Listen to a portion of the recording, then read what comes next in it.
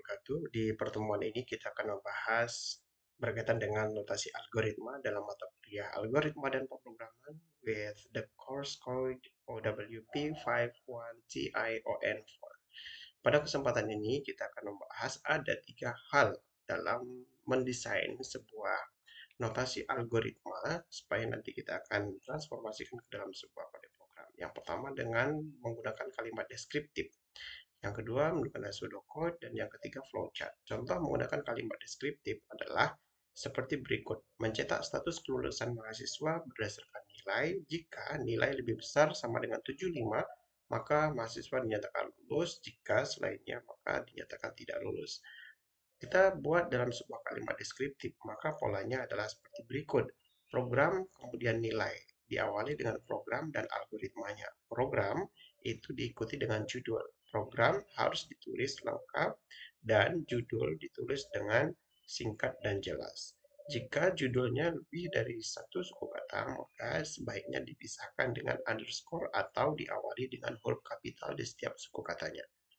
Setelah judul, kita berikan di sini deskripsi atau penjelasan singkat terkait dengan judul. Kira-kira properti apa yang berkaitan dengan judul. Di sini penjelasannya adalah diketahui nilai satu mahasiswa untuk menentukan mahasiswa tersebut lulus atau tidak. Kemudian untuk algoritmanya, berarti kita tinggal menuliskan kalimat deskriptifnya. Syaratnya, jika nilai lebih besar sama dengan 75, maka akan dicetak lulus. Sebaliknya, jika nilai lebih kecil dari 75, maka akan dicetak tidak lulus. Ini sebenarnya kalimat deskriptif. Ini kalimat yang menjelaskan berdasarkan syarat apa yang akan dikerjakan atau dicetak dalam sebuah luaran, ya, lulus atau tidak. Kemudian yang kedua dengan cara flowchart. Flow artinya alir, chart artinya bagan. Di dalam flowchart, di flowchart ini disediakan 3 buah simbol. Ya, 3 buah simbol, ya, rounded atau oval. Kemudian di sini ada persegi panjang dan juga ada ketupat, belah ketupat. Rounded ini menunjukkan bahwa sebuah pekerjaan itu akan dimulai dan diakhiri. Setiap pekerjaan dimulai, maka setiap dia ada permulaan, maka ada akhirnya, ada akhiran. Mulai ditandai dengan simbol bulat atau oval dan diakhiri dengan bulat atau oval. Kemudian setiap proses itu memberikan simbol persegi panjang dan kondisi dengan memberikan simbol ketupat. Di sini prosesnya baca nilai, kemudian diberikan sebuah kondisi. Jika kondisi lebih besar sama dengan 75, maka akan dicetak iya. Jika iya, maka dicetak lulus. Jika tidak, maka dicetak tidak lulus, akan langsung selesai di sini. Ya, sebenarnya hanya baca nilai, kemudian luarannya apa, prosesnya apa.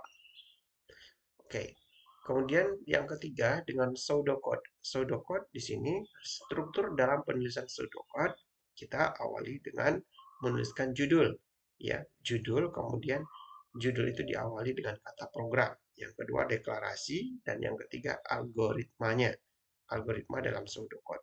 Kemudian yang pertama kita tuliskan judul, judulnya adalah nilai, kemudian deskripsi judul yang berkaitan dengan judul, kira-kira propertinya apa saja, kita berikan penjelasan setelah nilai, setelah program, setelah judul.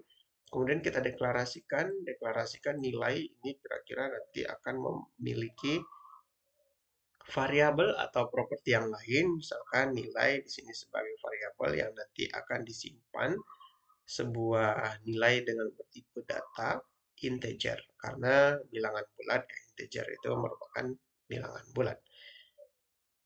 Kemudian algoritma. Algoritmanya di sini ada kasus read nilai, jika baca nilai, jika nilai lebih besar 75 maka akan dicetak lulus, else maka dicetak tidak lulus. Di sini berupa algoritma yang bisa ditulis. Kalau read dalam bahasa pemrograman artinya sebagai input, kalau dalam C++ nanti kita transformasikan ke dalam sintak C++, read ini sama dengan cin.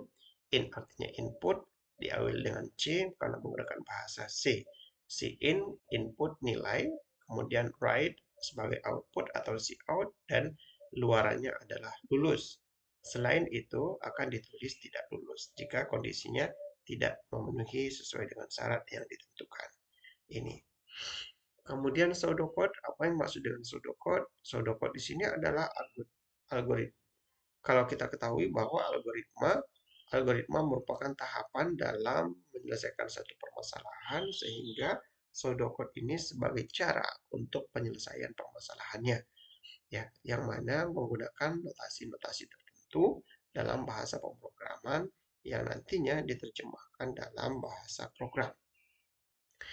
Notasi algoritmik yang baik merupakan notasi yang bisa dipahami oleh pembaca, yang bisa dipahami dan dibaca, kemudian setelah paham, setelah dibaca, dipahami, dan ditranslasikan ke dalam notasi bahasa pemrograman yang nantinya diterjemahkan dalam kode program. Jadi notasi yang baik adalah notasi yang mudah dibaca. Kalau misalkan kita biasa nyaman dengan menggunakan salah satu dari tiga notasi algoritma itu, mungkin yang lebih baik adalah yang pilih yang menurut kita memang memahami, benar-benar memahami. Tapi yang lebih dekat dengan kode program ketika kita akan mentransformasikannya ke dalam bentuk kode program adalah dalam bentuk pseudocode. Struktur pseudocode ini terbagi menjadi tiga struktur. Yang pertama bagian judul, deklarasi, dan algoritma. Tadi sudah saya berikan penjelasan singkat berkaitan dengan judul dan deklarasinya algoritmanya apa yang akan dituliskan dalam sebuah pseudocode. Bagian judul ini terdiri dari program dan penjelasan tentang program tersebut. Kemudian diawali dengan kata kunci program, kemudian kita tuliskan nama judul program, kemudian judul diharapkan tidak terlalu panjang, singkat namun jelas ya. Kalau terlalu singkat nanti khawatir tidak menimbulkan kejelasan dalam membaca judul. Terkadang kalau terlalu singkat kita perlu membaca deskripsi dari judul ya. Jadi mungkin untuk judul 3 atau 4 lah paling panjang mungkin untuk judul dalam sebuah pseudocode ketika kita deklarasikan bersamaan dengan struktur pembuatan pseudocode-nya program, deskripsi singkat, kemudian deklarasi, kemudian algoritma. Kemudian yang kedua, bagian deklarasi. Bagian deklarasi ini digunakan untuk mengenali semua nama yang kiranya nanti bisa dipakai dalam sebuah properti, dalam sebuah algoritma, atau properti apa saja yang berkaitan dengan judul tersebut. Yang mungkin bisa berupa variabel, konstanta, atau prosedur, atau juga berupa fungsi. Kemudian bagian algoritma. Bagian algoritma ini merupakan bagian dari sebuah inti utama dalam satu program untuk memecahkan permasalahan-permasalahan yang dituangkan dalam bentuk notasi-notasi algoritma, yaitu notasi pseudocode. Jadi bagian algoritma ini seperti tadi yang saya berikan contoh, kalau misalkan input berarti kita baca read, kalau output berarti write, tergantung nanti kondisinya apa yang menyatakan bahwa syarat sebuah capaian ya, capaian luaran yang akan dikeluarkan syaratnya apa dengan batasan-batasan kondisi tersebut dengan pilihan atau kemungkinan lain yang bisa dikeluarkan atau dicetak. Kemudian variabel, sebagaimana definisi variabel yang sudah kita ketahui di pertemuan sebelumnya, ya, memindahkan air yang berwarna merah ke ember B yang sebelumnya ember B berwarna biru, maka kita perlu memerlukan satu ember lagi untuk sebagai alat bantu sehingga air ketika air di ember A berwarna merah bisa dipindah ke ember B, maka air yang di ember A berwarna merah tadi kita tempatkan dulu di ember C, kemudian ember isi ember B yang berwarna biru kita pindahkan ke ember A, kemudian yang air berwarna merah di ember C kita tuangkan ember B. Sehingga perpindahan data dari A ke B itu tidak hilang, ya, tidak hilang. Hanya saja kita memerlukan variabel atau tempat penampungan sementara sehingga perpindahan itu bisa terjadi dan tetap utuh nilai yang ada di dalam masing-masing ember tadi. Nah, ember itu bisa dikatakan sebagai variabelnya, variabel tempat penampungan penyimpanan data yang nantinya datanya bisa dilakukan perubahan atau bisa dihitung atau bisa diambil ya. Nah, bentuk deklarasi variabel kita tuliskan nama variabelnya apa, kemudian tipe datanya. Tipe data yang biasa digunakan untuk bilangan bulat adalah tipe data integer, atau untuk bilangan desimal ya pecahan bisa menggunakan data floating point. Contohnya kalau misalkan kita hendak menghitung luas persegi panjang atau luas lingkaran PR kuadrat. P-nya itu merupakan nilai tetapan atau konstan, atau juga kita bisa berikan sebagai tipe data floating point. Kemudian konstanta. Konstanta merupakan tempat penyimpanan di dalam memori yang mana nilai tersebut yang nilai tetapan yang tidak bisa kita ubah. Contoh nilai konstanta adalah Pi, nilai Pi dalam menghitung luas lingkaran. Pi merupakan nilai tetapan dengan nilai yang dimiliki yaitu 3,14 atau 22/7. Kemudian tipe datanya apa? Tipe data 3,14 berarti floating point. Float, kemudian namanya misalkan kita berikan nama Pi dan nilainya kita tempatkan 3,14. Ini bentuk konstanta. Deklarasi dalam memberikan nilai konstanta. Kemudian nilai ini dibagi menjadi dua, ya. Nilai bisa dibaca secara langsung atau pembacaan. Pengisian nilai secara langsung atau pembacaan. Pengisian nilai secara langsung ini kita berikan nilainya di dalam sintak kode program kita. Sehingga ketika program kita dijalankan, maka nilai tersebut akan dihitung dan langsung dikeluarkan dalam bentuk luaran.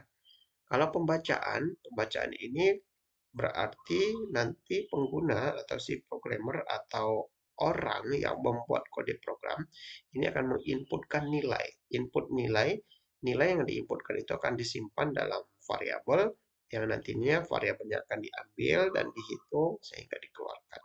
Jadi pengisian nilai itu ada dua cara. Yang pertama, pengisian nilai secara langsung, dan yang kedua dengan pembacaan. Nah, ini disebut dengan notasi membaca,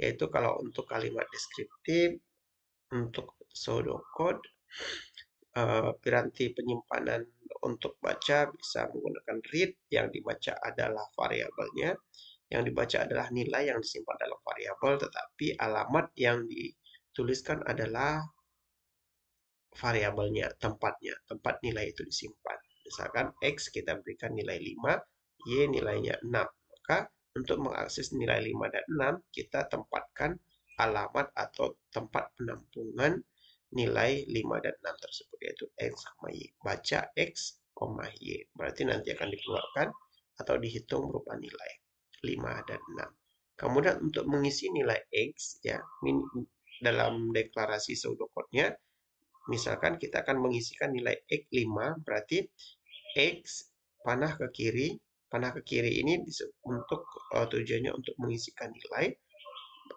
min, misalkan nilai nilai terkecil atau min X dan diinputkan nilai di dalam X ya. Kemudian cetak, untuk mencetak berarti menggunakan write. Untuk cetak pernyataan berarti diawali dengan tanda kutip ganda. Kalau untuk mencetak pemanggilan nilai berarti dipanggil variabelnya yang sudah kita daftarkan dalam sebuah pseudocode. Contoh dalam kalimat ya, pseudocode ya. Di sini program, deklarasi, dan ini algoritmanya. Program contohnya mencetak hello world. Kemudian yang dicetak itu adalah hello dunia. Karena tidak ada perhitungan di sini, hanya mencetak hello dunia saja, maka tidak ada deklarasi di sini, tidak ada variabel yang diciptakan kecuali hello world itu disimpan dalam sebuah variabel. Mungkin di sini kita bisa tambahkan variabel. Tapi dalam contoh ini tidak ada masukan. Ya, yang dikeluarkan hanya mencetak pernyataan berupa kalimat hello world. Yang kedua, yaitu dengan mencetak luas persegi panjang. Ini judul luas persegi panjang, kemudian ini deskripsi judulnya. Kira-kira yang akan berkaitan dengan luas persegi panjang adalah dua tiga buah variabel ya. Kemudian deklarasinya ada panjang, lebar, luas dengan tipe data yang sama, integer, dan algoritmanya baca panjang panjang dan lebar, kemudian nilai luas itu merupakan hasil perkalian dari panjang kali lebar, sehingga P kali L ini akan disimpan dalam luas ya. Hasil dari P kali L ini akan dimasukkan dalam variabel luas dan dicetak nilai luasnya. Right. Nah, ini contoh untuk pseudocode. Mungkin untuk penjelasan notasi algoritma sampai di sini dulu. Kalau ada pertanyaan boleh nanti disampaikan melalui forum grup diskusi. Terima kasih. Assalamualaikum warahmatullahi wabarakatuh.